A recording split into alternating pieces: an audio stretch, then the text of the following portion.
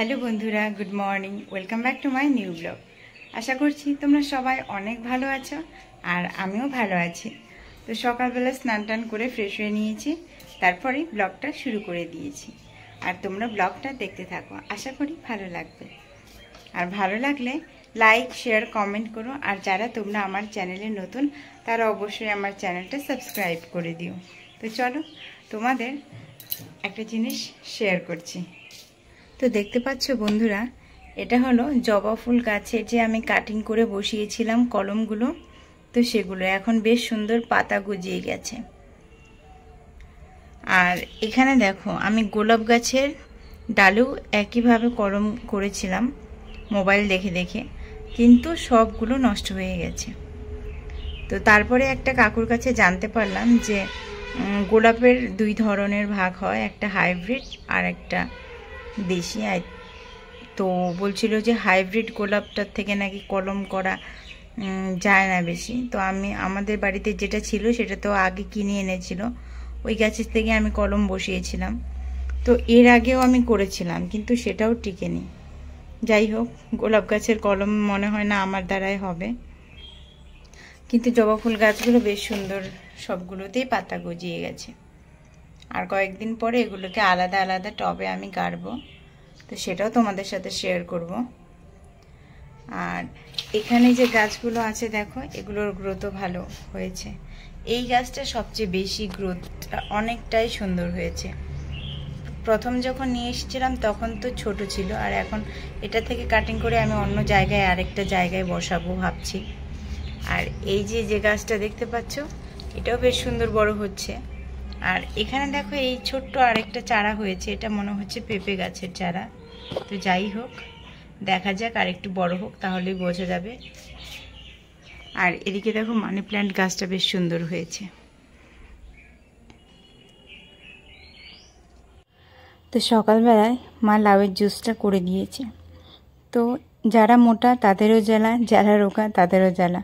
তো মোটাদের রোগা হওয়ার চেষ্টা, আর যারা রোগা তাদের মোটা হওয়ার চেষ্টা। এই জীবন, তাই না? কি অদ্ভুত জিনিস। সবাই যদি ফিট থাকতো তাহলে কিন্তু এত কষ্ট, এত প্রবলেম কিছুই হতো না। আর সব রোগের সমস্যায় একমাত্র মোটা হয়ে যাওয়া। মোটা হয়ে গেলেই তোমাকে সব রোগে ধীরে ধীরে আক্রান্ত করতে থাকবে, এটাই স্বাভাবিক। তো এখন মোটামুটি 8টা পৌনে 8টা বাজে। তো এখন রান্নাটা বসিয়ে দেবো সকালবেলার। আবার তো আমার ক্লাস আছে পার্লারে, তো সেখানে যেতে হবে, তাই তাড়াতাড়ি রান্নাবান্না করে তারপরে বেরোবো। চলো রান্নাটা আগে সেরে নিই। তো আগে প্রসাদটা খেয়ে নিই, তারপরে রান্না করব। তো আজকে প্রসাদে দেখো, মা বুন্দি ভুজিয়া আর কলা দিয়েছিল। তো যাই হোক, তো সকালবেলা এখানে ভাজাটা করে নিয়েছি, আর এখানে একটা নিরামিষ মিক্স সবজি রান্না করছি। এদিকে ভাতও আমার হয়ে গেছে। আর ওদিকে ঠাকুমা আমার ঘরের থেকে ঘুরে আসলো, আমাকে খুঁজছে কিন্তু পাচ্ছে না।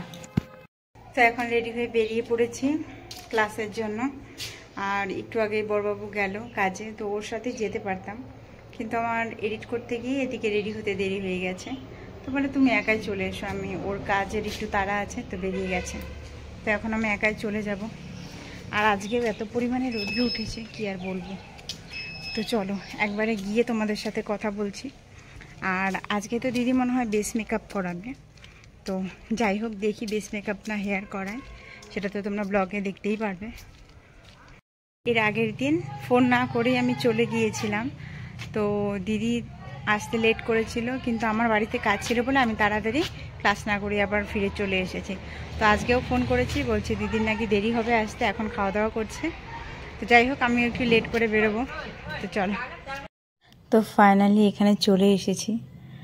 আর দিদি দেখো কি সুন্দর করে পোজ দিচ্ছে।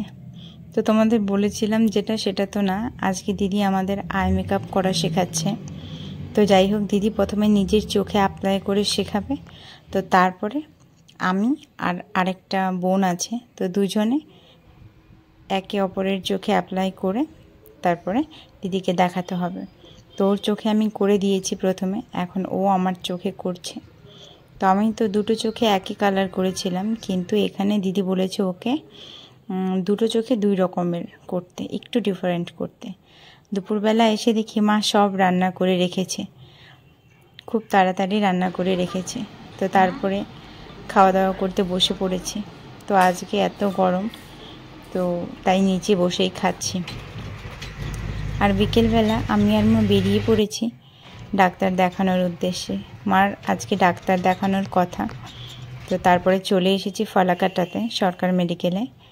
তো এখানে ডাক্তার দেখানোর পরে দেখো, ওই যে ছোট্ট বেবিটা দেখতে পাচ্ছ, অনেকক্ষণ থেকে আমার দিকে তাকিয়েছিল আর এরম ভাব করছিল যে আমার কাছে আসবে। তো যাই হোক, অচেনা, সেই জন্য আর কিছু বলিনি। তো ডাক্তার দেখিয়ে এখন বাড়ি চলে আসছি। আর এখন ওয়েদারটা বেশ ভালো। তো চলো বন্ধুরা, আজকের ব্লগটা এখানেই শেষ করছি। তোমরা সবাই ভালো থেকো, সুস্থ থেকো। দেখা হবে নতুন অন্য কোনো আরেকটা ব্লগে। বাই।